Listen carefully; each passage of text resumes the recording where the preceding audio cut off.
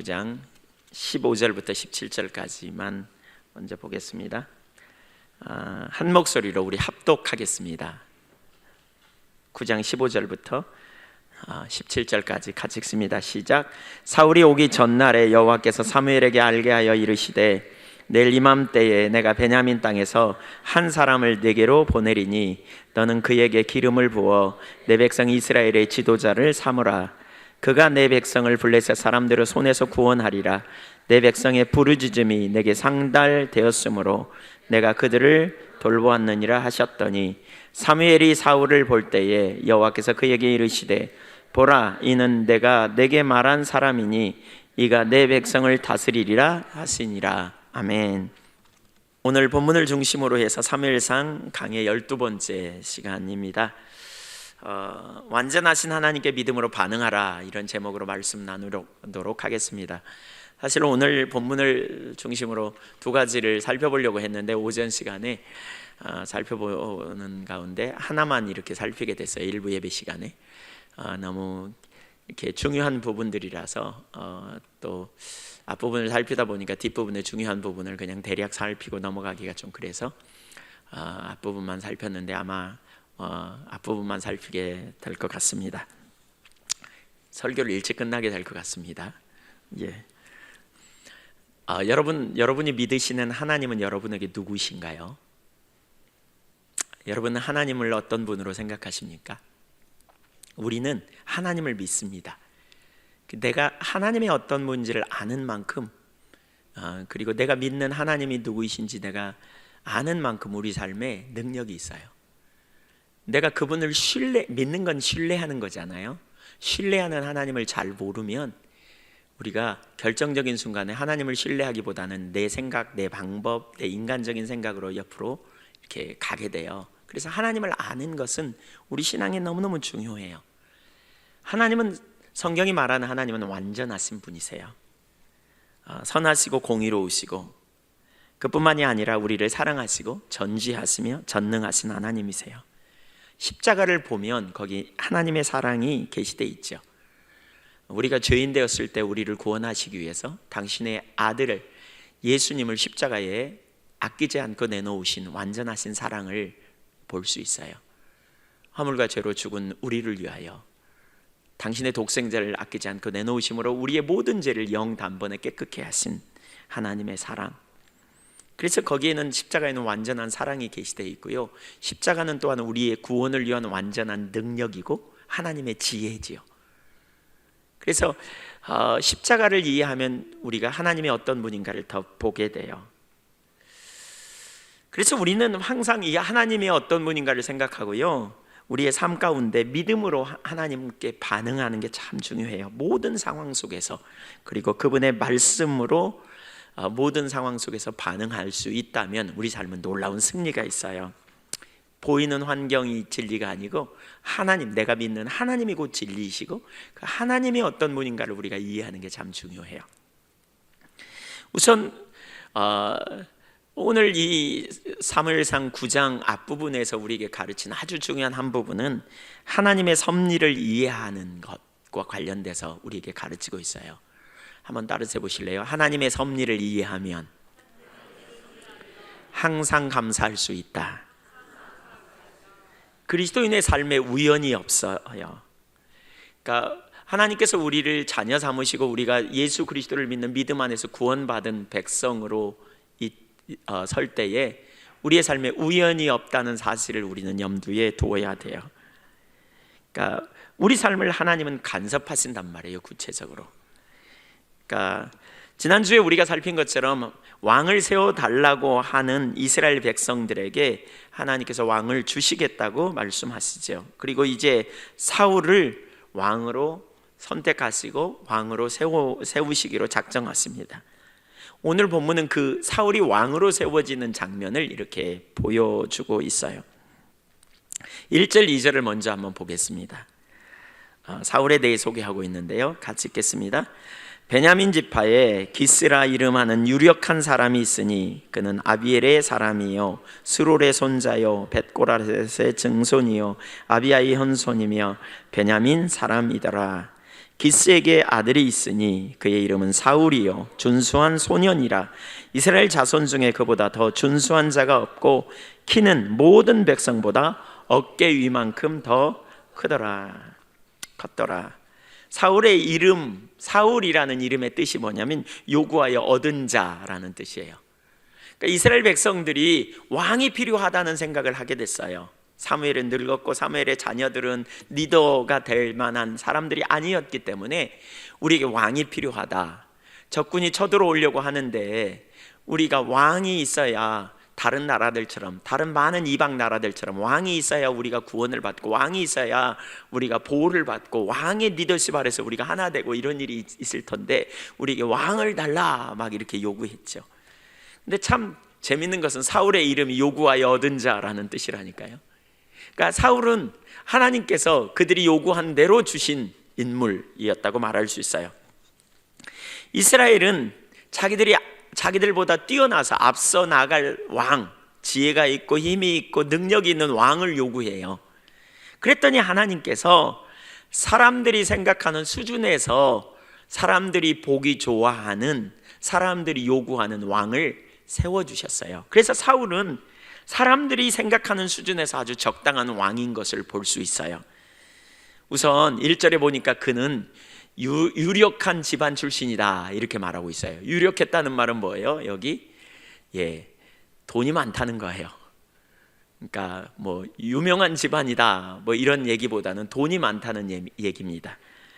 그러니까 뒤에 나오지만 그 집안이 돈이 많은 이유는요, 베냐민 지파 사람이었다 그랬는데요, 사사기 19장 20장에 보면 그러니까 그 느이 사람이 그러니까 그 첩을 데리고 여행을 하는 가운데 그 베냐민 지파 기브아 지역에 이렇게 어떤 사람 집에 가는데요, 거기에 불량배들이 와가지고 이렇게 시비를 걸라 그래요. 그랬더니 그 첩을 이렇게 내줘요. 그랬더니 첩을 윤가내요, 저녁 내. 그리고는 결국 죽어요. 그랬더니 그 느이 사람이 자기 집으로 그 시체를 가지고 와가지고요, 그걸 12토막 내가지고 온 이스라엘에 보내요. 그랬더니 이스라엘 사람들이 출애굽한 이후에 이런 악행을 한 적이 없다 그러면서 일어나요. 40만 명이 모여요, 군대가. 그래가지고 이스라엘 백성들을 다, 그러니까 베냐민 지파와 싸우려고. 그리고 가서 그 불량배 내놔라. 그러면 너희는 용서해 줄게. 너희는 이유도 없지 않냐. 근데 안 내놔요, 저들이.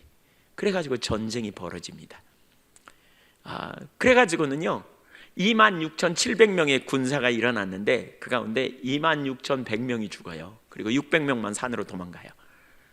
그리고 그 가족들이 몽땅 다 죽임을 당하고 그 모든 재산을 다 빼앗기고 600명만 남은 사람들을 이제 한 지파가 없어지는 것을 안타까이 여겨서 그들을 새롭게 이렇게 결혼하게 하고 이렇게 가정을 이루게 해요. 그러니까 600명이 많은 땅을, 베냐민 지파의 땅을 나눠 가졌으니까 얼마나 많은 땅을 차지하겠어요. 그래서 부자였단 말이에요. 잘 살았다 이런 얘기예요. 또 그는 이 사울은 매우 잘생긴 미남이었어요. 준수한 소년이라, 그 말은 잘생겼다는 말이에요. 아주 그냥 얼굴이 미남이었나 봐요.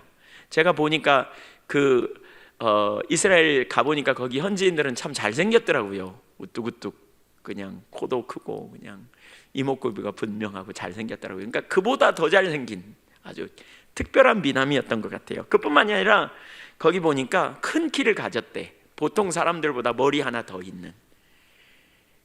여러분 한번 가만히 생각해 보세요. 이스라엘 사람들이 얼마나 좋아할 왕의 모습인가를 보세요.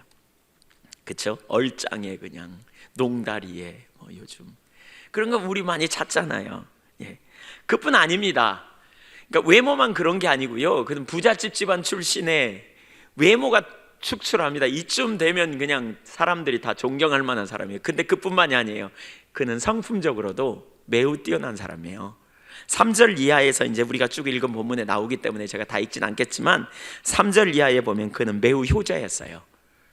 아버지가 그러니까 암나기를 잃어버리거든요. 암나기들을 잊어버려요. 그러니까 아버지가 그렇게 말하죠. 가서 찾아오라고, 사환 하나 데리고 가서 찾아오라고. 제가 이 구절을 읽으면서 보니까 우리 아이들에게 이렇게 말하면 뭐 어떻게 할까 이런 생각이 들었어요. 즉각 일어나서 순종하고 갈까 요즘 아이들은 아이 짱나 이런 생각 한 번쯤 하고 아마 가지 않을까 이런 생각도 한번 해보고요. 근데 어쨌든 즉각 일어나서 갑니다. 그뿐만이 아니라 아주 성실했습니다. 잃어버린 나귀를 찾아 헤매되 40km까지 가요. 약 100리를 간단 말이에요. 그냥 직선거리로 간 게 아니라 사흘 동안 그 100리길을 가면서 샅샅이 다 찾았어요. 아주 성실한 사람이에요. 그뿐만이 아니라 저 뒤에 보면요, 그 사무엘을 찾아가기 위해서 이렇게 나가려고 할 때 아주 예의 바른 청년이었고요. 거기 가려고 할 때 아무런 예물이 없다 그랬더니 사환이 자기가 가지고 있는 재산, 전 재산을 털어 가지고요, 사울에게 헌신해요. 그걸 보면 뭘 알 수 있냐면 사울은 그 사환하고도 그 종하고도 인간관계를 아주 잘 맺은 사람이에요. 그뿐만이 아니라 사환이요, 이렇게 말할 때 그는 겸손히 사환의 말을 듣고 또 그대로 따라가는 아주 겸손한 사람이었어요. 한마디로 말하면 그의 성격도 짱이었어요. 부족함이 없는 아주 좋은 사람. 가만히 한번 정리해 볼까요? 부잣집 자녀에다가 외모도 되게 뛰어났어요. 그뿐만 아니라 성격도 너무너무 좋아. 이쯤 되면 여러분 사실 이스라엘 왕으로 부족함이 없죠? 그렇죠? 우린 되게 그런 사람 추구하잖아요. 그런 사람. 근데 문제가 있어요. 그가 훗날 왕이 돼가지고는요,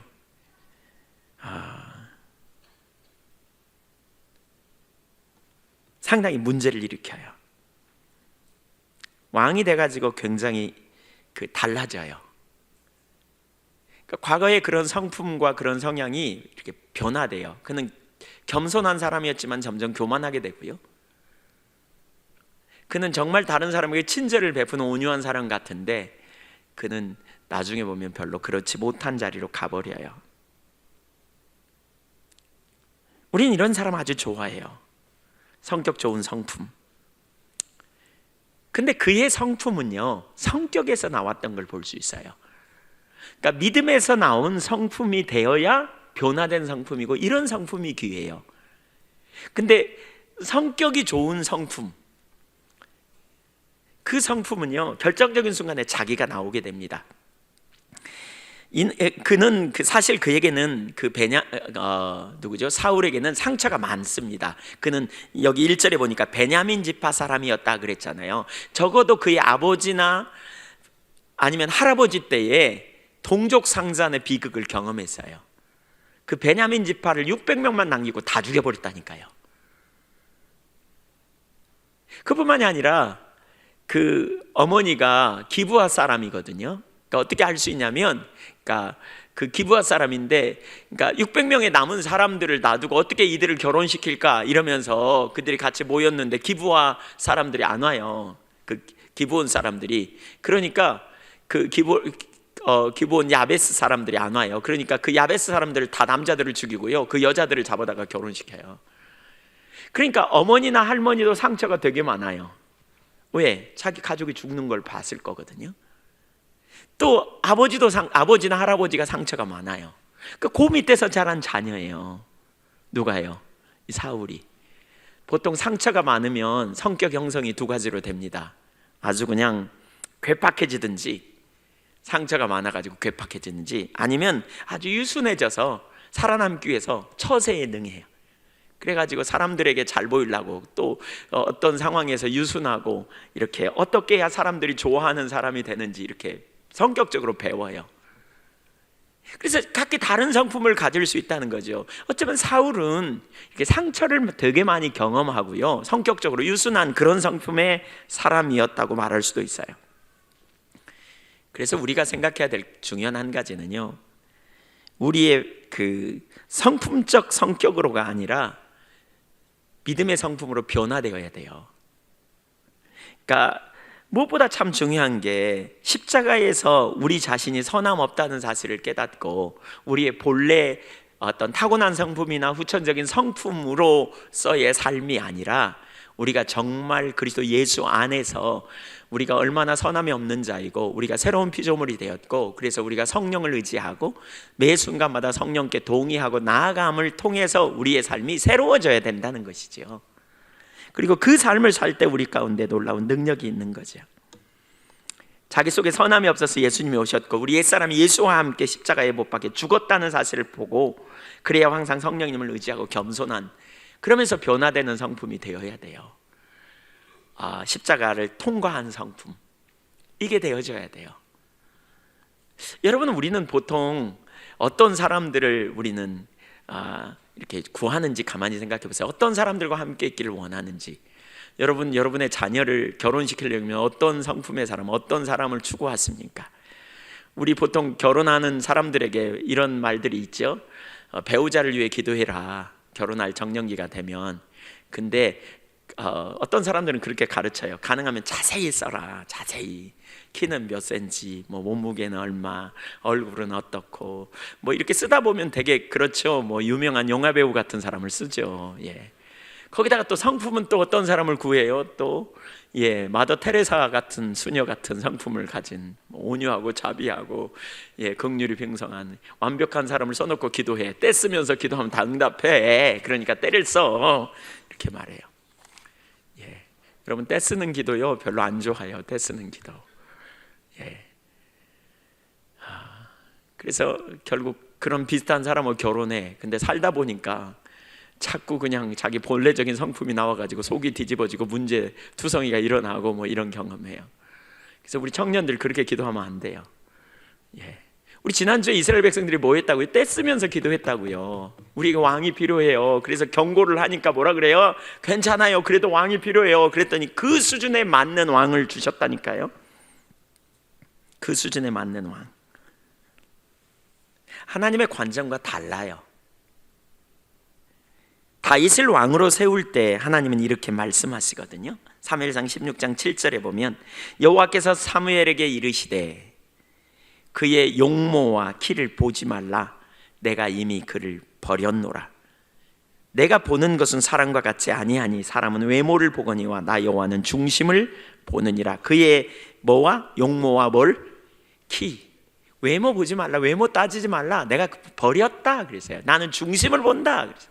하나님의 관점으로 그를 보게 했다면, 하나님의 관점으로 이스라엘에게 왕을 주셨다면 사울과 같이 이스라엘 백성들이 좋아할 사람이 아니고 하나님이 기뻐하시는 그런 하나님의 마음에 맞는 사람을 세웠을 거예요. 바로 다윗과 같은 사람. 결국 이스라엘이 요구했던 대로 하나님은 응답하세요. 하나님의 관점에 맞춰서 사울을 왕으로 세웠다기보다는 사람들의 관점에 맞춰서 사울을 세워주셨다고요. 오늘날 우리도 그렇게 기도하잖아요. 하나님 주시옵소서. 그냥 쭉 적어놓고 이대로 주시옵소서. 이렇게. 이 현명한 기도, 배우자 위해 기도할 때 그렇게 기도하면 안 돼요. 우리가 때로는 때를 쓰면서 기도할 수도 있어요. 그렇게 기도하다가도요 꼭 마지막에 가서 이렇게 기도해야 돼. 그러나 내 뜻대로 마옵시고 주 뜻대로 하옵소서. 이렇게. 그래야 완전한 게 응답이 오지요. 자꾸 왜곡되면 안 돼요. 자꾸 다르게 되면 안 돼요. 어쨌든 하나님은 사울을 택하셔서 지도자로 삼기로 하시고 그를 지도자로 주십니다.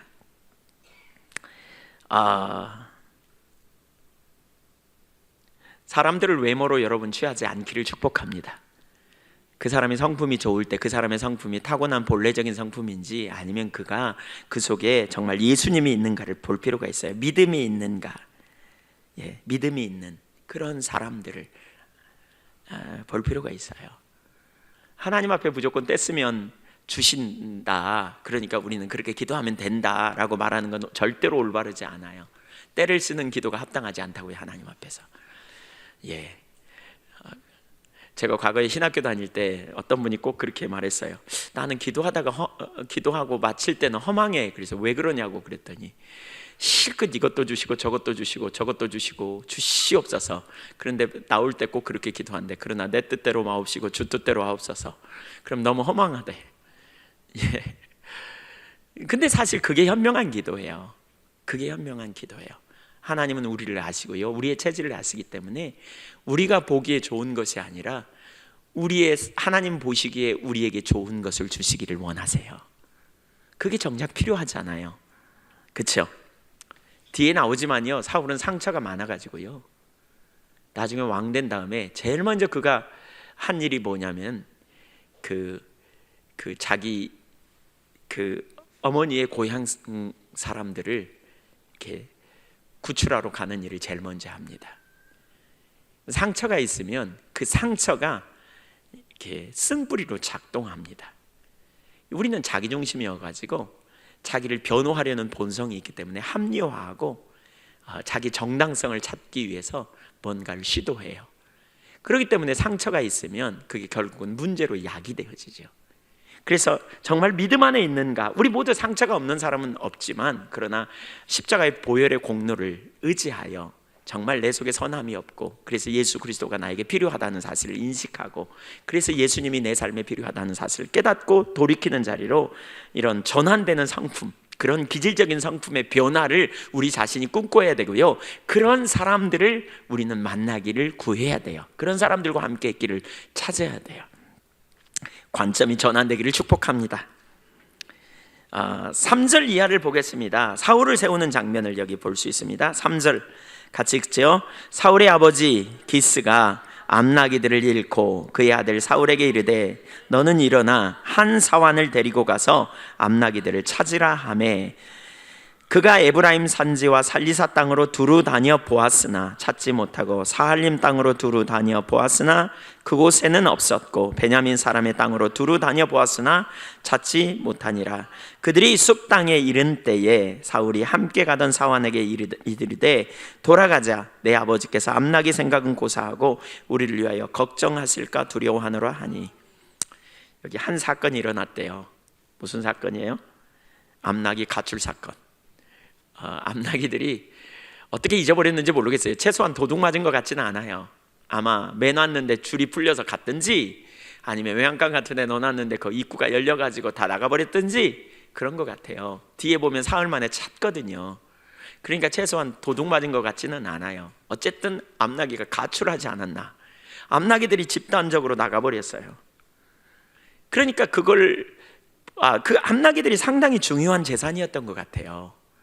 그러니까 사울을 보내서, 본인도 찾았겠죠. 다른 사환들도 보냈고 한 사환과 함께 가서 찾아오라 그래요. 그랬더니 가서 열심히 찾습니다. 이곳저곳을 돌아다니면서 찾습니다. 40km가량을 떠났어요. 그러니까 약 100리가량을 간 거죠. 그러니까 그냥 간 게 아니고요, 사흘 동안 여기저기를 샅샅이 뒤졌어요. 그러나 못 찾았어요. 20절에 보니까 사흘 동안 찾아 헤맸고요, 그들이 가지고 간 먹거리도 다 떨어졌어요. 그래서 부모님이 염려할 것, 아버지가 염려하겠다, 이렇게 생각해요. 여러분, 우리 인생에 이런 일이 일어났다면, 여러분의 인생에 이런 일이 생기면 여러분은 어떻게 생각합니까? 어떻게 반응하실 겁니까? 어떻게 반응하실 거예요? 여러분이 소중히 여기는 뭔가를 잃어버렸다. 그래서 열심히 찾았는데 사흘길이나 아주 그냥 자기가 해야 될 많은 일을 제껴놓고 만사를 제끼고 그 일을 하면서 찾았는데도 못 찾았다. 그러면 여러분은 어떻게 생각하실 겁니까? 어쩌면 왜 내 인생에 이런 일이? 라는 생각이 들지 않겠어요? 원망하고 불평하는 일을 하지 않았겠어요? 그런데 오늘 이 사건이 일어난 배경을 보면요, 그게 우연히 일어난 게 아님을 알 수 있어요. 그 뒤에 하나님께서 어떤 의도를 가지고 계심을 볼 수 있어요. 그러니까 이 사건을 연극으로 생각한다면, 연출자가 연극을 바꾸잖아요. 작가가 이렇게 바꾸잖아요. 하나님께서 어떤 연출의 의도를 가지고 이 일을 일으키셨다는 거예요. 이 일이 일어난 것 뒤에는 하나님의 연출의 의도가 있다는 거예요. 15절을 보겠습니다. 15절과 16절 한번 보시죠. 시작. 사울이 오기 전날에 여호와께서 사무엘에게 알게 하여 이르시되 내일 이맘때에 내가 베냐민 땅에서 한 사람을 너에게로 보내리니 너는 그에게 기름을 부어 내 백성 이스라엘의 지도자로 삼으라. 그가 내 백성을 블레셋 사람들의 손에서 구원하리라. 내 백성의 부르짖음이 내게 상달되었으므로 내가 그들을 돌보았노라 하셨더니, 사울이 암나기들을 찾지 못했어요. 사흘 동안 헤매면서. 그런 가운데 얼마나 애가 탔는지 몰라요. 근데 이런저런 연고로 사무엘을 찾아가게 됩니다. 그런데 그 전날 사울이 사무엘을 찾아가기 하루 전에 하나님께서 사무엘에게 말씀하셨다는 거예요. 뭐라고요? 내일 한 사람이 너에게 올 것이다. 그러면서 뭐라 그러냐? 내가 너에게로 그를 보낼 것이다. 이렇게 말해요. 내가 너에게 한 사람을 보낼 것이다. 사울이 사무엘에게 오기 하루 전에 그랬다니까요. 그러니까 이미 하나님께서 이걸 다 연출하셨다는 거예요. 이 일이 하나님으로부터 시작했어요. 하나님께서 사울을 사무엘에게 인도하시기 위한 섭리 가운데 일어난 일이라는 거예요. 우연히 일어난 일이 아니라는 거예요. 재수 없어서 일어난 게 아니라는 거예요. 뭔가 속된 표현으로 정말 재수 없이 일어난 그러한 어떤 그에게 불행으로 찾아온 일이 아니라는 거예요. 하나님의 의도가 있었어요. 하나님의 섭리라고 이것을 우리는 그렇게 표현할 수 있어요. 하나님의 섭리는 성경에 아주 여러 곳에서 자주 그렇게 나타납니다. 특별히 사무엘을 인도하는 과정에서도요, 이 하나님의 섭리가 구체적으로 드러난 것을 볼 수 있어요. 6절을 다시 좀 볼까요? 한 사환을 통해서도, 그러니까 함께한 사환을 통해서 하나님께서 깨닫게 해주시죠. 그가 대답하되 보소서, 이 성읍에 하나님의 사람이 있는데 존경을 받는 사람이라 그가 말한 것은 반드시 다 응하나니 그리로 가사이다. 그가 혹 우리가 갈 길을 가르쳐 줄까 하나이다 하는지라. 여기 뭐라 그랬어요? 하나님의 사람이 우리로 하여금 나귀가 어디에 있는지 알게 해주실 것 같은데 우리가 그 나귀를 좀 찾읍시다. 그러면서 하나님의 사람에게 가봅시다 라고 이렇게 말해요. 그랬더니 9장 7절에 사울이 이렇게 말합니다. 사울이 그의 사환에게 이르되 우리가 가면 그 사람에게 무엇을 드리겠느냐? 우리 주머니에 먹을 것이 다하였으니 하나님의 사람에게 드릴 예물이 없도다. 무엇이 있느냐 하니 사환이 사울에게 다시 대답하여 이르되 보소서, 내 손에 은 한 세겔의 4분의 1이 있으니 하나님의 사람에게 드려 우리 길을 가르쳐 달라 하겠나이다 하더라. 사울은 아주 예의 바른 청년이었다니까요. 그러니까 하나님의 사람을 방문할 때 뭔가를 가지고 와야 되지 않겠냐? 근데 우리는 아무것도 없지 않냐? 그랬더니 제게 은 한 세겔의 4분의 1이 있습니다. 그러니까 그 은이 얼마나 큰 액수인지는 잘 모르겠지만 이 사환이 가진 전부를 내놔요. 그러니까 사환과 사울의 관계는 아주 좋았던 것 같아요. 사울은 인격적으로 겸손했고요. 그리고 그 결과로 말미암아 이렇게 말을 듣게 됩니다. 여러분, 이런 상황이 되면 주인이 의견을 제시하는 게 옳아요? 사환이 의견을 제시하는 게 옳아요? 당연히 주인이 의견을 제시하는 게 옳잖아요. 사환은 잠잠히 있어야 돼요. 근데 사환이 의견을 제시해요. 그 말을 들은 사울은 사무엘을 향해 나갑니다. 어쩌면 그 상황이 되면 그럴지도 몰라요. 네가 뭘 한다 그래? 까불고 있어. 종주제. 그리고는 그냥 갈 수도 있어요. 근데 사울은 겸손하게 종의 말이 옳다고 여겨졌을 때에 그는 기꺼이 그 길을 선택해 가요. 한편으로는 사울의 겸손함이 있지만 여기 사환을 통한 하나님의 섭리를 볼 수 있어요. 하나님은 곳곳에서 사무엘을 인도하기 위해 이렇게 사람을 붙이는 것을 볼 수 있어요. 처음부터 하나님의 사람에게 갑시다 이렇게 하지 않았다니까요. 사흘 후에 그가 더 이상 이제 돌아가자 그랬더니 퍼뜩 그 생각을 하면서 이렇게 한 거죠. 그뿐만 아니라 또 한 번 하나님의 인도하심이 거기 보면 나옵니다. 물 기르는 소녀들을 쓰세요. 11절 이하에 보면 곳곳에 하나님께서 이동 안내소를 붙이시는 것 같아. 사무엘을 이끄시기 위해서. 그러니까 사울을 사무엘에게 데려가기 위해서 곳곳에 이동 안내소를 둔 느낌이 들어요. 9장 11절을 한번 볼까요? 11절. 그들이 성읍을 향한 빗닦길로 올라가다가 물 기르러 나오는 소녀들을 만나 그들에게 묻되 선견자가 여기 있느냐 하니 그들이 대답하여 이르되 있나이다. 보소서, 그가 당신보다 앞서 갔으니 빨리 가소서. 백성이 오늘 산당에서 제사를 드리므로 그가 오늘 성읍에 들어오셨나이다. 당신들이 성읍으로 들어가면 그가 먹으러 산당에 올라가기 전에 곧 만나리이다. 그가 오기 전에는 백성이 먹지 아니하나니 이는 그가 제물을 축사한 후에야 정함을 받은 자가 먹음이니이다. 그러므로 지금 올라가소서 곧 그를 만나리이다 하는지라. 여기 보세요. 얼마나 자세히 알려주는지 보세요. 지금 가면 만날 겁니다. 금방 올라갔거든요. 지금 가면 만날 거예요. 조금 늦게 가면 못 만날 수도 있어요. 뭐 드실 거니까. 그가 가면 사람들이 기다리고 있다가 그가 기도한 후에 먹으니까요, 지금 빨리 올라가면 만날 거예요. 막 아주 자세하게 설명을 합니다. 구체적으로. 이것이 하나님의 섭리에 대한 전형적인 예입니다. 하나님은 사울을 택하시고요, 그를 왕으로 세우시기 위해서 사무엘에게 인도하시는데 어쩌면 한치의 오차도 없이 정확하게 사무엘에게 인도하고 계시는 모습을 볼 수 있습니다. 우리가 하나님의 섭리를 알지 못하면 이런 상황 속에서 우리는 원망하고 불평하는 것이 당연하다고 생각할 거예요. 그래서 우리 가운데 너무너무 중요한 게 하나님의 섭리를 이해하는 것, 이게 얼마나 중요한지 몰라요. 한번 따라서 하실래요? 하나님의 길과 우리의 길은 다르다. 하나님의 길과 우리의 길이 달라요. 우리가 우리의 관점에서 보고 판단될 일이 아니에요. 현재 상황을 보면서 전부라고 생각해서는 안 돼요. 지금 여러분의 인생에 일어나는 어떤 상황, 환경, 사건, 여러분이 신실한 그리스도인으로서 하나님을 알고 하나님을 사랑하는 자리에 있다면 여러분의 인생을 하나님께서, 여러분의 환경과 사건을 하나님께서 모른 척하고 뒷짐지고 계신다고 생각해서는 안 된다는 거예요. 우연히 일어난 일이라고 여기서도 안 된다는 거예요. 이런 상황 가운데 우리가 먼저 살펴야 할 것은 뭐냐? 이 사건을 통해 하나님은 우리에게 뭘 가르치는가를 봐야 돼요. 성경에는 이런 하나님의 섭리가 되게 많이 나타나요. 하나님께서 모세를 통해서 이스라엘 민족을 건져내시잖아요. 그 전에 무슨 일이 있어요? 모세가 40세 때요, 왕궁에 들어가게 됐잖아요. 어렸을 때 왕궁에 들어갔어요. 그리고 왕궁에서 내내 자랐어요. 왕궁의 안락함과 그러한 평안함을 누렸던 삶을 우리는 볼 수 있어요. 성경에 보면 그 삶이 나오잖아요. 근데 그 다음에 그가 떨어진 환경을 생각해 보세요. 광야에서 이렇게 살아가는 사람들이 베두인이라 그러거든요. 제가 베두인들이 어떻게 사는지 그 천막에도 가봤어요. 정말 형편없는, 자기가 어떤 환경에 살았느냐에 따라서 그 다음 환경이 좋냐 나쁘냐가 결정돼요. 이게 절대적인 기준이 아니라 상대적인 기준이잖아요. 왕궁에서 살았는데 그보다 더 좋은 환경이 어디 있겠어요. 근데 그것도 광야에서 베두인들이 사는, 양치기 목동들이 사는 곳으로 가게 됐으니 얼마나 그가 척박한 환경으로 떨어졌어요.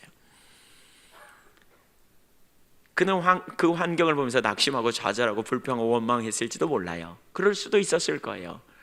그런데 우리는 하나님의 섭리를 그 당시에는 다 이해할 수 없어요. 그러나 우리는 모세의 일생을 전체를 알고 있기 때문에 하나님의 섭리가 그 순간이 없었더라면 모세의 일생이 있었겠는가? 모세를 하나님이 그 출애굽할 때 이스라엘 백성들의 지도자로 그렇게 세우셨겠는가? 라고 묻는다면 절대로 그럴 수 없었을 거라는 걸 알아요. 요셉도 마찬가지예요. 그는 아버지의 집에서 사랑받는, 특별히 아버지가 그를 편애했어요. 아버지의 그 무릎 아래서 항상 아버지의 특별한 대우를 받고 자란 아들이었어요. 그런데 그가 팔려요. 그가 팔려서 애굽에 팔려가게 될 때 그가 얼마나 신세 한탄을 할 수도 있었을까를 생각해 보세요. 거기서 그가 인정받아 가정의 총무로 세워질 때까지 또 개인적으로는 신났을 거예요. 근데 또 모함을 받는 일이 생기네. 그러니까 그가 얼마나 억울했겠어요. 그 시장관 아내의 모함을 받아서 그가 바른 길을 가려고 했는데 자기 인생에 어쩌 이런 일이, 그래서 감옥에 갇히게 됐고 그는 감옥에서 비참한 생활을 보내게 되죠. 그러니까 우리는 그 시간만 보면, 자기 인생에 현재 일어나는 사건과 상황과 환경을 보면 우리는 하나님을 신뢰하는 게 참 어려워요. 정말 하나님이 나를 사랑하시나? 하나님이 나를 돌보시나? 하나님이 나를 간섭하시나? 이해가 안 되는 거죠. 왜? 하나님이 사랑하시면 어떻게 내 인생에 이런 일이? 라고 우리는 말하기가 참 쉬워요. 하나님의 섭리를 이해하지 못하면 우리는 믿음의 삶을 살 수가 없어요. 하나님의 섭리를 이해하면 우리는 또 동일한 문제를 다른 관점으로 볼 수 있어요. 하나님의 섭리를 이해하는 것이 얼마나 중요한지 몰라요. 그런 상황이 닥칠 때 하나님의 섭리를 이해한다면 그 상황을 허락하신 하나님의 의도가 뭔지, 이 상황을 통해서 우리에게 뭘 말씀하시려고 하는지 우리는 들으려고 하는 자리에 가야 돼요. 정말 내가 회개가 필요하지 않은지, 아니면 무엇을 가르치려고 하시는지, 혹은 내 자신이 뭔가를 돌이켜야 될 부분이 있는지, 아니면 하나님께서 이걸 통해 나를 어떻게 인도하고 계시는지, 그러면서 하나님의 인도하심을 적극 찾아야 돼요. 물어볼 필요가 있어요. 인도하심을 적극적으로 구해야 돼요. 이런 상황에서는 절대로 해서는 안 될 것이 있어요. 그게 뭐냐? 원망하고 불평하는 거예요. 여러분, 여러분의 환경을 여러분은 어떻게 생각합니까? 우리는 일희일비할 때가 많죠. 좋은 일이 있으면 신났다가 감사했다가, 조그만 어려우면 낙심하고 콧받치고 원망하고 불평하고, 조금만 좋으면 찬양하고 감사하다가 어려움이 닥치면 금방 투덜거리고 불평하는, 이런 일들을 우리는 되게 많이 볼 수 있어요. 사실 하나님의 섭리는 금방 눈에 잘 안 보여요. 제가 과거에 목사 안수를 받고 얼마 안 있어서 제가 미국에 갈 수 있는 기회가 주어졌습니다. 미국에 가서 훈련받을 기회가 있고요, 어쩌면 학교도 공부도 할 수 있는 그런 기회가 주어졌었습니다. 그때 이제 저는 상황이 너무 힘들었거든요, 거기 있는 게. 그래서 제가 미국에 가는 것이 하나님 뜻이라고 그랬고, 제 아내는 아니라고 그랬고, 둘이 팽팽한 줄다리기가 있었습니다. 그래서 저는 비자 신청을 일단 제가 강행했습니다. 제 아내는 아닌 것 같다고 그러고, 저는 하나님 뜻이면 비자가 될 거라고 그러고, 제가 여행사하고 상담했더니요, 여행사에서 비자가 될 거라고 그러더라고요. 보통 의사 선생님들도 그러지만 여행사에서도 이렇게 부정적으로 많이 말하거든요. 가능성이 없으면, 조금이라도 없으면 안 될 거라고 많이 얘기해요, 최악의 상황을 고려해서. 근데 저는 될 거라고 그랬어요. 그래서 저는 될 거라고 속으로 이렇게 여유를 부리고 있었어요. 근데 얼마 있다가 결과가 나왔는데요, 안 됐어요. 제가 얼마나 낙심되는지 모르겠더라고요. 제 아내는 그냥 좋아하는데 제가 그걸 보면서 얄미운 생각도 들기도 하고 좀 속상하기도 하고, 저는 너무 속상하고 저는 너무 좌절되고, 한동안 그런 생각이 들었어요. 왜 그런가? 뭐가 문제인가? 이거 도대체 뭐야? 이럴 수가 있어. 어쩌면 가서 내가 훈련받고 돌아와서 또 공부를 더 해서 돌아오면 주님의 종으로서 잘 쓰임받을 텐데 이게 뭐야? 막 그러면서 투덜거리기도 하고 낙심도 되고 좌절도 되고, 이런 시간들이 좀 있었어요. 그때는 이해가 안 됐다니까요. 힘든 시간을 보냈어요. 전혀 이해할 수 없었어요. 근데 시간이 지나면서 지금은요, 너무너무 완전한 하나님의 그 인도하심이었다고 제가 보게 돼요. 제가 만약 그때 갔으면 정말 시간을 많이 낭비하고 허비했을 것 같아요. 그리고 제가 그곳에서 보낼, 하나님께서 저에게 의도하고 하나님께서 저를 두신 그 자리에서 제가 시간을 보내고, 그 시간에 주님과의 관계 가운데 있었던 것이 제 삶에 너무너무 좋은 시간이었어요. 만약 그 시간을 놓쳤더라면 제가 어떻게 됐는지 모르겠어요. 여러분, 다윗의 일생을 봐도요, 다윗이 양치는 시간이 있었거든요. 양치기로 있는 시간, 목동으로 있는 시간, 혼자 있을 시간. 그렇죠? 그때는 사람들도 없었어요, 그 주변에. 사무엘상 16장에 보면 그게 나오지 않아요? 근데 그 시간이 다윗에게 없었다면 그 다음에 하나님이 그를 쓰시는 놀라운 시간이 없어요. 그래서 그 시간은 매우 소중해요. 그러니까 하나님께서 때때로 우리 가운데 속히 태문을 열지 아니하시고 때로 속히 뭔가 일하시지 않는 이유가 있어요. 근데 그 시간을 우리가 하나님의 섭리 가운데 바라보고 이해할 수 있다면 우리는 매우 담대해요. 그 시간에 하나님의 길에 서서 하나님의 관점으로 바라보고 하나님께 믿음으로 반응하며 놀라운 승리를 누릴 수도 있을 거예요. 근데 자기 중심으로 돌아가면요, 하나님의 관점과는 다른 관점을 가지고 자기 관점에서 원망하고 불평하고 낙심하고 좌절해버리는, 그러면 시간을 허비하고 낭비하는 자리로 가게 될 거예요. 우리는 우리 인생에 만나는 문제나 상황 속에서 어떻게 반응하는지 살펴보셔야 돼요. 여러분이 만나는 인생의 문제를 여러분은 어떻게 반응하고 어떻게 그 시간을 보내고 계신지 살펴보셔야 돼요. 출애굽한 후 광야로 갔던 이스라엘 백성들의 삶이 바로 그런 삶이었거든요. 곧 우리의 모습이기도 하죠.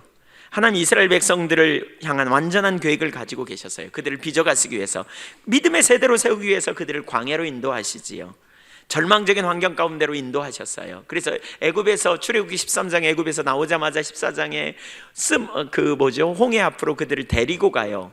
왜 하나님께서 그 환경으로 데리고 가요? 이스라엘 백성들이 거기서 나올 때는 너무너무 신났어요. 10가지 재앙을 쏟으시고 건져냈으니 얼마나 그 구원의 은혜가 감사해요. 그런데 그 다음에 완전히 막다른 골목으로 데리고 가니까 그들이 내린 결론은 뭐예요? 하나님이 우리를 죽이려고 여기 데려다 놨구나, 그러면서 원망하기 시작하거든요. 근데 하나님은 어떻게 합니까? 홍해를 가르시고 그들을 건져내십니다. 그랬더니 그들이 기뻐 찬양하고 뜁니다. 근데 사흘 동안 또 그 다음에 길을 떠나가는데 또 마실 물이 없는 환경으로 갑니다. 그러니까 그들이 또 내린 결론이 그겁니다. 목말라 죽이려고, 반복적으로 죽이려고. 이게 결론이었어요. 우리가 이제 죽게 됐다. 우리는 죽을 거다 이제. 근데 하나님께서 쓴물을 단물로 바꾸잖아요. 먹거리를 내시고 반석에서 물을 내시면서 그들을 내내 하나님은 풍부함으로 이끌어내십니다. 왜 그 자리에 두셨는지, 왜 그 상황에 두셨는지 그들이 깨닫기만 했더라도 그들의 삶은 놀랍게 변화됐을 거예요. 하나님께서 혹시 여러분의 인생을 출애굽하는 이스라엘 백성들처럼 지금 광야로 끌고 다니시지 않나요? 어떤 문제가 생기고 또 뭔가 해결되니 또 문제가 생기고 또 좀 해결되는 것 같더니 또 생기고. 근데 이런 상황이 반복됨에도 불구하고 여러분, 이스라엘 백성들처럼, 출애굽한 이스라엘 백성들처럼 하나님의 섭리가 뭔지를 놓쳐버리고 혹시 망가지고 있지 않은지 살펴보셔야 돼요. 하나님의 섭리를 모르면요, 일어나는 환경에 대해서 자꾸 쓴뿌리가 생겨요. 자꾸 불평이 생겨요. 자꾸 원망이 생겨요. 왜 하나님께서 나에게 이런 인간을 붙이셔가지고, 왜 하나님께서 나를 이런 가정에서 태어나게 하셔가지고, 나도 좋은 부모 밑에서 태어났으면 다를 텐데, 왜 하나님께서 나에게 이런 배우자를 주셔가지고, 왜 내게는 이런 자식들이 태어나가지고 내 인생은 이게 뭐야? 이런 관점으로 계속 바라보면 쓴뿌리가 생기고 또 생기고, 그래서 여러분 계속 망가져요. 하나님께서 나의 인생에 지금 무엇을 계획하고 계시고 어떤 일을 행하시는지가 안 보이게 된다고요. 우리도 그래서 우리가 기억해야 될 중요한 사실이 있어요. 하나님은요, 이스라엘 백성들, 광야에 출애굽하는 이스라엘 백성들의 그 현재의 상황이 아니라 완전한 지도를 갖고 계셨어요. 그들의 미래가 어떤 삶이며 그들을 향해 무슨 일을 이루기 원하시는지, 그들을 향해 예비된 땅이 어떤 곳인지 하나님은 다 알고 계셨고, 그 다음 완전한 길로 그들을 준비하고 이끌어 가시려고 하시는 계획이 있으셨다는 거예요. 그들이 만약 그런 하나님의 섭리를 이해했더라면 어떻게 됐을까? 그들은 정말 매 순간마다 망가지는 삶이 아니라 빚어지는 삶이 됐을 거예요. 하나님이 나를 사랑하시지, 하나님이 우리를 애굽에서 건져내셨지, 우리를 선택하셨어, 우리가 하나님의 보배로운 소유야. 그런데 이런 어려움이 왔어. 왜 어려움이 왔지? 하나님이 내게 뭘 가르치려고 그러시나? 혹은 우리가 뭐 잘못했나? 그래서 잘못한 것을 깨달으면 회개하고 돌이켜요. 거기서 혹시 하나님께 내게 뭘 가르치려고 그런가? 하나님 이걸 통해 뭘 우리가 배워야 됩니까? 그런 과정을 깨달았다면, 우리가 육신이 연약하고 광야로 이끈 목적이 신명기 8장 2절과 3절에 나오잖아요. 저들 낮추시고 줄이게 하시고 만나를 먹이셨다. 이것은 사람이 떡으로만 살 것이 아니라 하나님의 입에서 나오는 모든 말씀으로 살 줄을 알게 하려 함이라. 하나님께서 우리 자신이 무능한 존재요, 우리가 하나님만 의지해야 승리가 있구나, 이걸 가르치려고 그러시나 보다, 이렇게 배웠을 거예요. 그 하나님께서 그 다음 인도하시고 완전한 길로 이끄실 것이다, 이렇게 가르침을 받았을 거라고요. 그렇게 됐더라면 그들의 인생은 근본적으로 달라졌을 거예요. 만나는 모든 상황과 환경을 통해서 배우고 성숙되고 자라가는 과정으로 가게 됐을 거예요. 그런데 그들은 어떻게 됐나요? 망가지는, 계속해서 망가지는, 계속해서 무너져 버리는 이런 자리로 반복적으로 돌아가게 됐단 말이에요. 우리도 마찬가지예요. 여러분, 하나님께서 우리를 사랑하심을 우리는 십자가를 통해서 봐야 돼요. 우리가 죄인 되었을 때 죄의 삭은 사망이에요. 죄의 삭은 사망이라는 말은 지옥에 갈 수밖에 없다는 말이에요. 천국과 지옥은 실제잖아요. 우리가 육신의 옷을 벗는 날 간다고요. 여러분 중에 어떤 분은 이렇게 말하는 분이 계실지 몰라. 가봐야 알지 누가 아냐. 여러분 기억하세요. 그 말한 거 되게 후회할 거요. 여러분 그 말, 지금도 여러분이 입에서 그 말이 나오면 여러분 천국에 확신이 없다는 얘기인데, 그 말한 것 조만간 되게 후회할 거요. 왜요? 지옥이 무서우니까요. 정말 심각하거든요. 가봐서 깨달을래요? 그 전에 깨닫기를 축복합니다. 그 전에 깨달으셔야 돼요. 지금 그 상태에 있으면 여러분 심각하게 고민하셔야 돼요. 그 상태에 있으면서 교회 여전히 잘 나와, 그러면 고민하셔야 돼요. 그런 상태에 있으면서 교회를 잘 나오고 있다면 고민하셔야 돼요. 하나님 알게 해달라고 찾으셔야 돼요. 그럭저럭 다니다가 인생을 마감하고 여러분이 이제 이 땅에서 하나님이 우리에게 주신 호흡을 내 코끝에서 거두시는 순간에 여러분은 천국이냐 지옥이냐 결정돼요. 그 다음에 어디로 갈지 그때 가보고 하려고요? 여러분 그런 생각 꿈에도 가져서는 안 돼요. 돌이키셔야 돼요. 지금 확신이 없다면 알게 해달라고 구하세요. 찾으셔야 돼요. 우리가 죄인이라는 사실을 알게 될 때, 죄인된 내가 정말 구원받을 수 없다는 죄인, 그런 죄인이었던 나를 위하여 하나님이 당신의 아들을 십자가에 아끼지 않고 내놓으셨음을 우리가 볼 때, 거기에 하나님의 사랑, 완전한 능력, 그리고 전지하심이 거기 게시되어 있어요. 이걸 안다면 우리는 뭘 볼 수 있어요? 하나님은 우리 인생의 가장 선한 길, 좋은 길, 최선의 길로 우리를 이끄실 것을 신뢰할 수 있어요. 여러분도 신뢰하십니까? 예, 저는 제 인생에 하나님께서 가장 좋은 길, 완전한 길을 이끄실 거라고 신뢰합니다. 십자가를 보면 그게 선명히 게시되어 있습니다. 내가 죄인이었고 내가 지옥에 갈 수밖에 없는 허물과 죄로 죽었던 자고 마음과 육체에 원하는 것을 하는 본질상 진노의 자녀이었던 나를 위해서 하나님의 아들이신 예수님께서 십자가에 달려 죽으심으로 내 모든 죄를 담당해 놓으시고 거기서 나를 구원해 놓으신 놀라운 사랑, 갈라디아서 2장 20절에 나를 사랑하사 나를 위하여 자기 자신을 버리신 하나님의 완전한 사랑, 그 사랑의 하나님이 나를 위해 죽으셨다면 그 하나님이 나를 가장 좋은 길, 완전한 길, 최선의 길로 이끌지 아니하시겠는가? 그래서 우리는 어떤 상황에도 항상 감사하고 기뻐하고 찬양할 수 있어요. 로마서 8장 28절을 우리는 이 부분에서 좀 같이 읽어보기 원합니다. 같이 한번 읽지요. 시작. 우리가 알거니와 하나님을 사랑하는 자 곧 그의 뜻대로 부르심을 입은 자들에게는 모든 것이 합력하여 선을 이루느니라. 우리가 아는 지식이 있다, 나도 알고 여러분도 안다, 이렇게 말하는 거죠. 그러면서 뭐라 그러죠? 하나님을 사랑하는 자 이꼬르 하나님의 뜻대로 부르심을 입은 자들. 하나님께서 부르신 자들과 하나님을 사랑하는 자들은 동격입니다. 하나님께 부름받은 자들은 하나님을 사랑하는 자들이고 하나님을 사랑하는 자들이 곧 부르심을 입은 자들입니다. 그러니까 여러분이 하나님을 사랑하는 자리에 있다면 하나님 부르심을 받은 자이고요, 그런 자들에게는 모든 것이 합력하여 선을 이룬다, 이렇게 말하고 있어요. 여기 합력해서 선을 이룬다는 말은 원어적으로 무슨 의미냐면 이렇게 모든 것이 선을 위해 함께 역사한다, 이런 의미입니다. 즉 만물이, 모든 일이, 모든 환경이, 모든 사람이 그 사람의 삶 가운데 선을 목표로 하여 협조하게 된다라고 말씀하고 있어요. 신나는 일 아닙니까? 우연이 없다니까요. 우리 삶을 빚어가시고 온전케 하기 위해서 모든 상황, 환경, 사건들을 통해서 하나님께서 우리를 아름답게, 우리를 귀하게 선을 이루어 가시는 일로 만들어 가신다는 것이죠. 그래서 이것이 그리스도인의 삶이에요. 그래서 그리스도인은 답답한 일을 당해도 낙심하지 않고 우겨쌈을 당해도 쌓이지 않는 것이지요. 그리스도인이 항상 기뻐할 수 있는 이유가 여기 있습니다. 그리스도인이 항상 기뻐할 수 있는 이유가 바로 이것입니다. 모든 것이 합력해 선을 이루시니까 하나님이 우리를 최선의 길을 준비하시고 최선의 길로 우리를 이끄실 것이라고 말씀하고 있으니까. 빌립보서 4장 4절을 보면 이렇게 말합니다. 주 안에서 항상 기뻐하라. 내가 다시 말하노니 기뻐하라. 너희 관용을 모든 사람에게 알게 하라. 주께서 가까우시니라. 여기 보세요. 저를 보세요. 기뻐하라 그랬죠. 항상 기뻐하라. 그러니까 기뻐할 수 있는 이유가, 어떻게 항상 기뻐할 수 있어요? 짜증나는 일도 있고 화나는 일도 있고 일이 잘 되는 것도 있고 안 되는 수도 있고, 그런데 어떻게 항상 기뻐할 수 있는가? 바로 이런 의미입니다.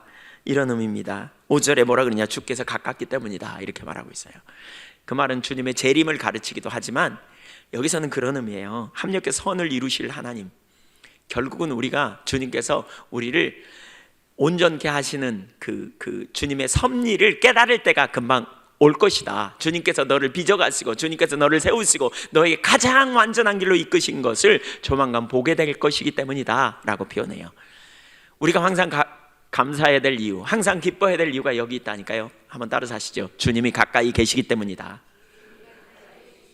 주님이 우리 주변에 계신다니까요. 가까이 계세요. 주님이 함께 계세요. 주님이 돌보세요. 주님이 이끄세요. 그래서 우리의 모든 삶에 일어나는 삶의 여러 가지 정황들을 우연으로 엮일 게 아니라는 거예요. 그렇기 때문에 문제가 일어나면 기뻐해요. 낙심할 게 아니라는 거예요. 그래서 빌립보 4장 6절에는 이렇게 말하고 있습니다. 아무것도 염려하지 말고 오직 모든 일에 기도와 간구로 너희 구할 것을 감사함으로 하나님께 아뢰라. 기뻐할 뿐만 아니라 감사함으로 아뢰라는 거예요. 왜요? 하나님은 우리의 머리털 하나까지 세심 받으신 분. 하나님의 섭리가 여러분에게 선명히 보이시기를 축복합니다. 결국요, 하나님은 완전한 결과를 갖게 하셨습니다. 20절을 보겠습니다. 사흘 전에 이른 네 암나기들을 염려하지 말라 찾았느니라. 암나기가 가출돼 가지고 암나기들 가출 사건 때문에 매우 속상했을 것 같은데 결국 목적을 이루고 암나기들은 돌아왔어요. 합력의 선을 이뤘다니까요. 암나기들은 그 목적을 다 바치고 돌아왔어요. 사무엘에게 사울을 사무엘에게 인도하는 역할을 감당한 다음에 돌아왔다고요. 그래서 우리는 모든 상황 속에서요, 환경 속에서 감사하고 일어난 사건 속에서 환경 속에서 말씀하신 하나님의 의도를 들으려고 해야 돼요. 우리의 환경은 하나님의 전령일 수 있어요. 하나님이 우리에게 말씀하시는 메신저라고요. 우리의 환경은, 우리 주변에 있는 사람은, 우리에게 일어나는 일은 하나님이 우리에게 보내시는 사건이며 보내시는 말씀이며 하나님이 우리에게 깨닫게 하시는 통로가 될 수 있다는 사실을 기억해야 돼요. 하나님의 사람들이 그렇게 하나님의 계획을 깨달았던 걸 아세요?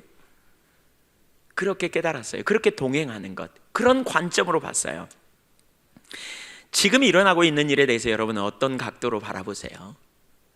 지금 여러분의 삶에 일어나고 있는 문제에 대해서 여러분은 어떻게 반응하세요? 지금 일어나고 있는 예기치 못한 상황이 여러분에게 있을 수도 있는데, 또 예상치 못한 어떤 이해할 수 없는 일이 여러분에게 일어날 수도 있는데, 여러분은 그 상황과 환경과 사건을 어떻게 반응하고 계시나요? 지금 여기 한 중요한 게 있더라고요. 우리 신앙에서 참 중요한 게 뭐냐면 관점이에요. 어떤 관점으로 보느냐가 참 중요해요. 하나님의 관점으로 보면요, 똑같은 환경을 전혀 다른 각도로 볼 수 있어요. 근데 자기 관점으로 보면요, 자기 관점에서 반응하고 그렇게 행동할 수밖에 없어요. 동일한 사건을 어떤 일이 생기면 즉각적으로 하나님의 관점으로 깨닫기가 참 쉽지 않아요. 근데 그 관점으로 우리를 하나님께서 깨닫게 하시려고 이렇게 자라고 성장하는 과정이 있어요. 동일한 문제와 동일한 환경에 대해서.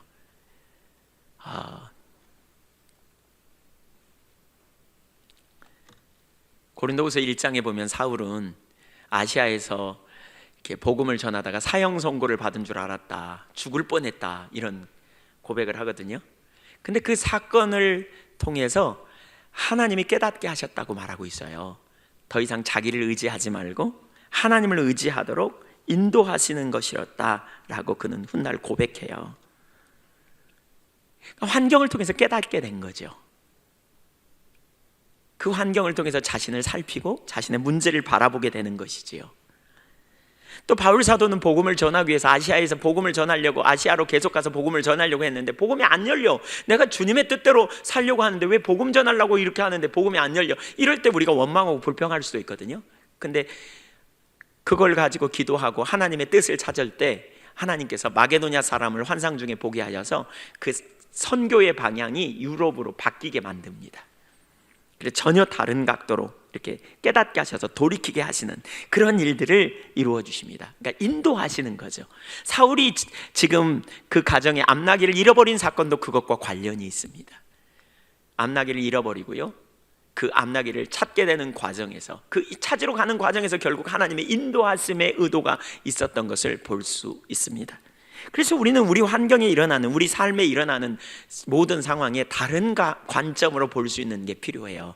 우리는 본성적으로 자기중심적이어 가지고요, 자기 이기적이고, 그러니까 이기적이고 또 자기 정당성을 이렇게 드러내려고 굉장히 많이 하거든요. 그래서 자기 관점으로 보면서 거기서 나름대로 해답을 찾죠. 어떤 문제를 만나면. 최근에 저 같은 경우에 어떤 일이 좀 이렇게 꼬이는 무슨 일이 있었어요. 이렇게. 그래서 제가 그걸 보면서 이렇게 저도 모르게 이렇게 다른 사람들에 대해서 조금 약간 불편한 마음을 제가 품었고요. 그냥 그 생각이 이렇게 머릿속에 안 떨어졌어요. 안 끊어졌어요. 그리고 며칠 동안 그랬어요. 근데 어느 날 새벽에, 최근 이번 주간에 제가 갑자기 자는데 이렇게 속이 그렇게 아프더라고요. 위가 아프더라고요. 그래서 자다가 일어났어요. 깜짝 놀라서. 근데 깨는 순간에 제가 그 환경을 바라보되 다른 각도로 바라보고 있더라고요. 그러니까 제 관점에서 바라보는데 다른 관점이 깨달아지더라고요. 이 문제의 원인이 정확하게 저였음을 볼 수 있었어요. 아, 이건 내가 문제지 이 다른 사람의 문제가 아니구나, 바로 내 문제구나, 이게 퍼뜩 보여지는 거예요. 여러분, 이 관점이 우리 가운데, 우리가 보는 관점만이 올바르지 않아요. 다른 관점으로 환경을 볼 수 있다면 우리 삶에 강력합니다. 그게 지혜입니다. 저는 이런 경험을 되게 많이 했습니다. 제가 과거에 내적 치유를 하려고 할 때에 저희 아들 여기에 얼굴에 여기 상처가 있거든요. 대은이 여기 얼굴에. 근데 그 상처가 뭐였냐면, 제 아내가 이렇게 아이를 데리고 가다가 고속버스를 타고 가다가 고속버스 운전 기사님이 이렇게 급정거를 해가지고 거기다 찧었어요. 그래서 이게 다쳤어요. 근데 갑자기 제가 그 생각이 나면서, 아니 운전을 좀 똑바로 하지, 이런 생각이 불쑥 올라오는 거예요. 갑자기. 근데 그 바로 다음 순간에요, 하나님께서 다른 각도를 깨닫게 해주시는데, 그 운전기사님은 나름대로 안전을 지키려고 최선을 다해 운전하다가 무슨 일이 생기면 갑자기 급정거도 할 수 있잖아요. 그러니까 결국은 아이를 잘 못 돌본 우리 탓은 핑계대지 않고 자꾸 상대편 탓을 하는 거예요. 그래서 제가 그 순간에 하나님 앞에 회개했습니다. 그리고 그분을 축복했습니다. 한 번은 저희에게 어떤 분이 정수기를 주셨어요. 정수기, 그 공장에 있는 분이신데, 그 정수기를 렌탈하는 정수기를 이렇게 내놨다가 이렇게 렌탈했다가 그게 반납이 들어오잖아요. 사람들이 뭐 며칠 만에 반납하잖아요. 그럼 좀 사용해서 반납한 거를 폐기 처분한대요. 근데 이제 그 공장에 다닌 분이 아깝잖아요. 그러니까 폐기 처분하기는 좀 아깝고, 그러다가 저희가 정수기가 없다 그러니까 정수기를 저희한테 보내줬어요. 3일밖에 안 썼으니까 달아서 쓰면 될 거라고. 그러면서 어떻게 다냐고 그랬더니 거기 코디 하는 분, 정수기 하는 거기다 연락해가지고 달아달라 그러래요. 그래서 연락해가지고 달아달라 그랬거든요. 근데 이분이 와가지고 뭐라 그러냐, 정수기를 안 달아준다는 거예요. 전 밖에 있는데 제 아내가 달았냐고 물어봤더니 안 달아준대. 그래서 왜 안 달아주냐 그랬더니 이건 렌탈 제품이라 불법으로 유출됐기 때문에 안 달아준다는 거예요. 제가 그 말을 듣고 소리를 질렀습니다. 아니, 별인간 다 있는데 달아주면 되지 왜 안 달아주냐고. 그러고는 전화를 끊고요, 제가 예배당에 가서 앉았는데 갑자기 전혀 다른 각도가 보이는 거 있죠. 그분에게는 이게 얼마나 옳은 일이에요. 그분으로서는 너무나 당연한 일이에요. 근데 나는 내 관점에서 그렇게 하는 거예요. 자기의 정당성을 내세우고 자기의 욕심을 채우기 위하고 자기중심적으로. 우리의 각도예요. 그게 우리가 보는 관점입니다. 여러분, 우리가 환경을 보는 관점도 여기 있고요, 우리가 어떤 사람들을 보는 관점도 다 자기중심적인 관점에 있습니다. 내 관점으로 바라보고 판단하고 내 관점으로 보고 평가합니다. 내 관점에 유익이 되어야만 옳다고 생각하고, 그래서 다른 사람 비난하고 평가하고 판단하고. 환경적으로 마찬가지입니다. 하나님께서 완전한 섭리로 우리를 이끄실 것이 안 보이면 우리는 지금 눈에 보이는, 지금 내 앞에 당장에 보이는 환경과 사건과 상황을 자기 관점으로 판단하고 불평하고 원망해 버립니다. 그리고 그것이 전부인 것처럼 그래서 두덜거립니다. 그때부터 누구 탓 이럽니다. 사람이 자기가 공격을 받는 것 같으면요, 상대편의 약점을 가지고 상대편을 공격합니다. 왜? 자신의 정당성을 챙기기 위해서, 자신은 옳다고 생각하기 위해서. 이게 우리 인간의 본능입니다. 그래서 우리는 우리 각도를 갖습니다. 내 각도를 갖습니다. 내 관점을 갖습니다. 나한테 잘해주는 사람은 이뻐 보이고요, 나한테 좀 잘못 보이는 사람은요, 하는 것마다 미워 보이는 게 우리의 본능입니다. 이게 인간의 관점의 문제입니다. 환경을 우리가 어떤 관점으로 보느냐도 동일합니다. 하나님의 관점으로 봐야 합니다. 하나님의 섭리를 가진 사람은, 섭리를 아는 사람은 모든 환경을, 모든 상황을 하나님의 관점으로, 하나님의 섭리 가운데서 지금 환경을 바라봅니다. 그리고 뭐 하느냐? 다 이해할 수 없지만 감사하고요.